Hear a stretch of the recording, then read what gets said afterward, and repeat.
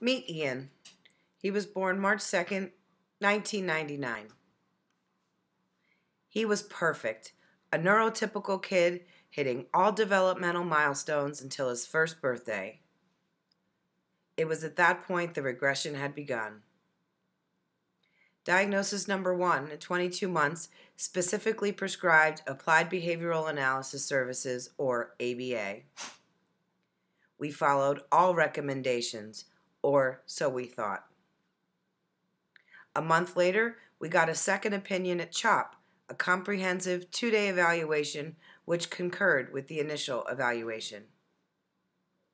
They also specifically prescribed ABA, as well as specified the intensity of a 30 to 40 hour per week program. We again followed all recommendations from this team of doctors, or so we thought.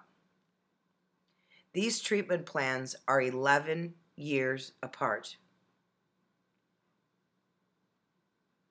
Goal number 1 is identical in the treatment plans from 2001 to 2012. Ian exhibits a significant impairment in communication. Goal number 2 is identical. Ian exhibits a significant impairment in social interactions. Goal number 3 is also identical. Ian prefers his own world. Goal number 4 changes from self-help skills to safety awareness, but basically, Ian had been working on the same exact skills for close to 15 years, making little to no progress.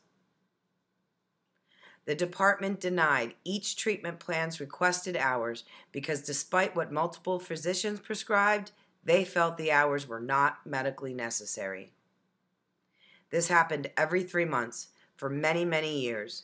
Denial, appeal, continuation of services, only for it to be time to reevaluate again and again and again. BHRS was not designed to serve the autistic population. We continued to get letters of medical necessity from specialists all over the country. The department continued to deny services because they were not medically necessary. This took the time of the department, physicians, case managers, supports coordinators, behavior specialists, judges, courts, and most of all, Ian, only for his same behaviors to steadily increase over time to a point where he became a danger to himself and others.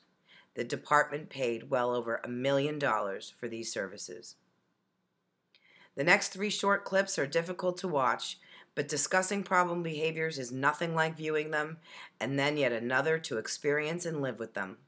This is a glimpse into what our daily life was like last year during the Thanksgiving and Christmas holiday, well into the new year.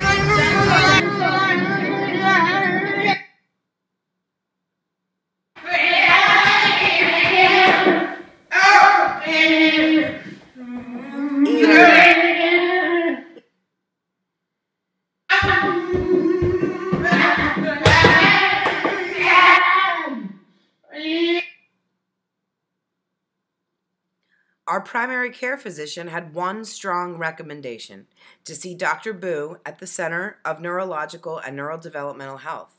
The center did not accept either of Ian's insurances, so I charged the $880 fee on a credit card and scheduled the first available appointment. It's noted Ian had previously been prescribed Luvox, Risperidone, Clonidine, Paxil, Abilify, Prozac, Ativan, and Xanax, with little to no benefit. Ian's nonverbal, and each one of these medications came with its own laundry list of side effects, behaviors, and consequences. This time, the 4 recommendations were really only 2. Numbers 1 and 3 were considered inpatient hospitalization. Numbers 2 and 4, more psychopharmacological medication. Devastating, to say the least. 3 months after completing the intake packet and having an initial evaluation, we were accepted into Kennedy Krieger and placed on a waiting list.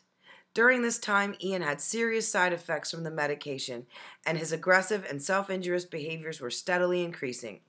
We needed to titrate him off all medication until he stabilized, whatever that means. He was only ever prescribed psychopharmacological meds because the behavior therapy wasn't working. And after being accepted, all they did was ABA. I almost didn't go. I felt like the quote from Dr. Phil. So how's that working for you? It was there at Kennedy Krieger in Columbia, Maryland, where I learned what a board-certified behavior analyst was and that Ian had never seen one. I can't be more grateful I took the leap of faith and decided to go anyway. As you saw, our options were minimal at best.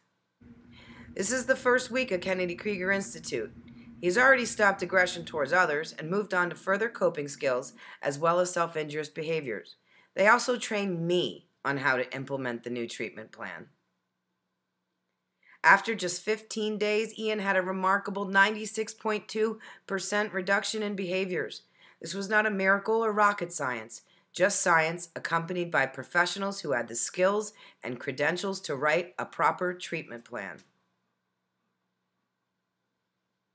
Ian got extremely lucky by having the adverse reaction to the new med combo because he started outpatient treatment medication-free. With soaring progress, with true applied behavioral analysis, there has been no mention of medication since. I am proud to say he is still psychopharmacological drug-free today. After being discharged from Kennedy Krieger and returned home, I couldn't wait to continue progress and follow the treatment plan, only to receive a letter from our provider of 15 years. They were unable to provide Ian the services he needed and was discharged. Nothing was stopping me from helping Ian. His condition was too fragile, and we finally had a plan that was working. His life was just too precious to not fight for. Mental health is not a part of Ian's life. I am going through multiple unconventional hurdles to this day to provide Ian what he needs to make progress.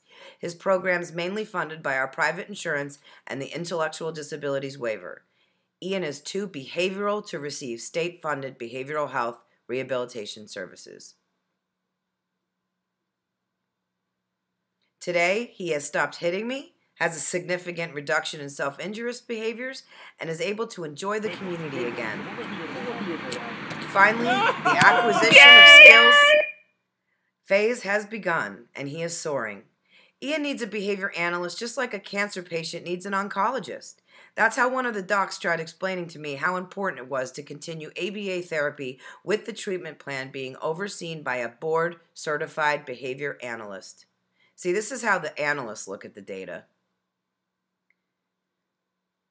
But this is what I understand. The red line on the right, the skills been mastered and outcome achieved. The goal number 1 from his former treatment plan was communication.